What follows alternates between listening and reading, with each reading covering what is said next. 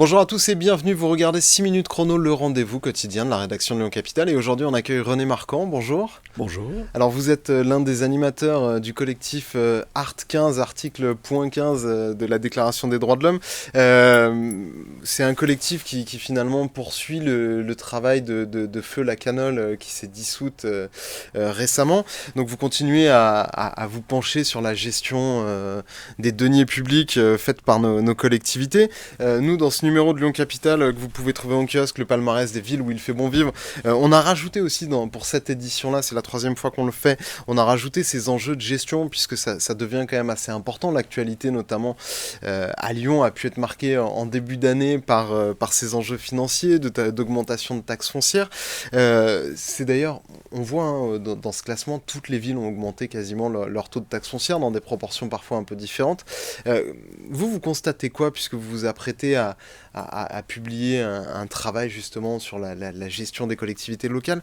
Qu'est-ce que vous constatez dans la manière dont évoluent les collectivités locales, dont elles gèrent leur budget ces dernières années? La situation a été très compliquée par le fait qu'il y a eu quand même la crise du Covid en 2020-2021.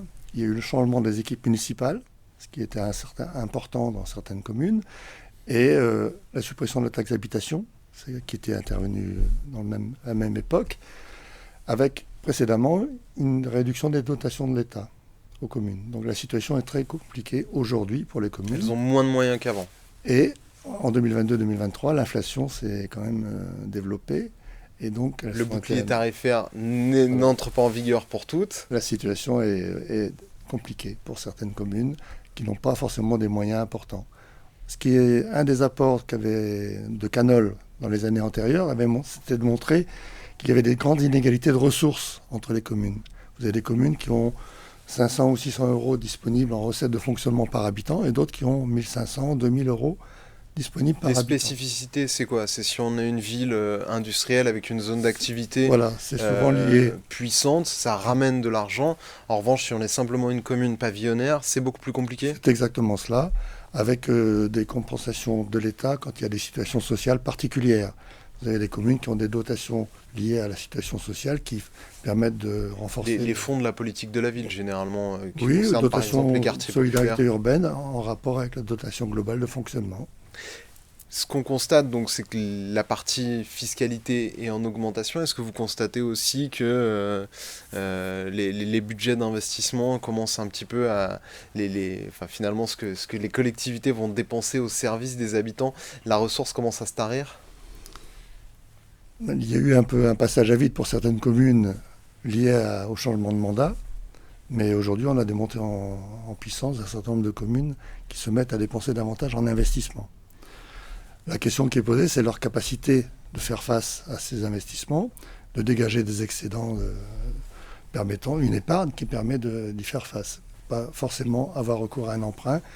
Et il y a une certaine prudence. On observe une certaine prudence des communes aujourd'hui, beaucoup plus que par le passé, pour s'endetter. Alors ça ne vaut pas pour toutes les communes, puisqu'on l'a vu par exemple, Lyon, pour arriver à un budget d'investissement d'1 milliard, a doublé quasiment l'emprunt, ou s'apprête à doubler l'emprunt d'ici la fin du mandat. Pareil pour le Citral, qui gère le réseau de transport en commun. Quand les écologistes sont arrivés à la tête du Citral, ils ont dit le Citral était bien géré, on a une forte capacité d'emprunt, donc on va beaucoup emprunter pour beaucoup investir. Si on emprunte beaucoup pour beaucoup investir, on est dans de la bonne gestion? En fait, ça, c'était plutôt une annonce qu'une réalité, parce que dans la réalité, ils ont investi moins qu'ils l'avaient pensé dans les premières années. Et les fonctionnements, les dépenses de fonctionnement ont évolué moins vite qu'ils ne l'avaient pensé également. Donc, du coup, on se retrouve dans une situation peut-être plus confortable qu'il n'avait été pensé il y a 2 ans. Mais ceci étant, c'est vrai qu'il va y avoir une augmentation générale des dépenses de fonctionnement et d'investissement liées au... Alors, c'est toujours le grand débat entre le fonctionnement et l'investissement. Il y a des collectivités qui sanctuarisent l'investissement, d'autres qui disent le fonctionnement c'est aussi utile, ça permet de porter des projets. Pour vous, qu'est-ce qu'il faut regarder en premier? C'est l'investissement ou le fonctionnement?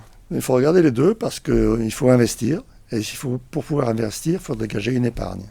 Et cette épargne permet d'investir dans de bonnes conditions sans devoir trop s'endetter. Et on regarde toujours cet équilibre entre ces deux approches. Nous, dans notre classement, on a pris deux sous-catégories, la dette par habitant, l'investissement par habitant, la dette par habitant. On voit d'ailleurs, il y a finalement assez peu d'enjeux politiciens, hein, puisqu'il y a des villes qui ont très peu de dettes qui sont à gauche, des villes qui ont très peu de dettes qui sont à droite, et pareil à l'inverse. Tout à fait. Une ville qui a 0 € de dette par habitant, par exemple, c'est le cas d'Écully, de Givors ou Villeurbanne qui a très peu de dettes. Est-ce que c'est forcément une ville bien gérée? C'est une ville qui fait attention en tout cas sur cette question-là. Mais elle peut être aussi avec des ressources importantes qui lui donnent un train de vie confortable et dégager une épargne qui nécessite qu'on peut se passer de l'emprunt en fait. Et inversement, une ville qui dépense beaucoup en investissement par habitant, est-ce que c'est une ville bien gérée? Ben, en investissant, elle génère aussi du fonctionnement derrière. Et donc, il faut qu'elle soit en capacité de faire face. Oui, quand on ouvre une école, forcément, il faut Voilà. mettre du personnel dedans. Quand on ouvre un musée... C'est vraiment une question d'équilibre entre les deux. Capacité d'épargner, de faire face aux dépenses de fonctionnement qui vont s'accroître et de rembourser des emprunts. Et donc, quand on faisait régulièrement, dans le cadre de Canol, des notations de communes sur l'ensemble de la métropole et du département du Rhône, on avait 14 critères. Et dans ces 14 critères, il y avait les critères liés aux dépenses, les critères liés aux capacités d'emprunt, aux capacités d'autofinancement et les critères liés à la fiscalité en fait. Merci beaucoup René Marquand d'avoir répondu à notre invitation, à nos questions. Moi je vous retrouve très bientôt pour une nouvelle édition de 6 minutes chrono. Au revoir. Merci.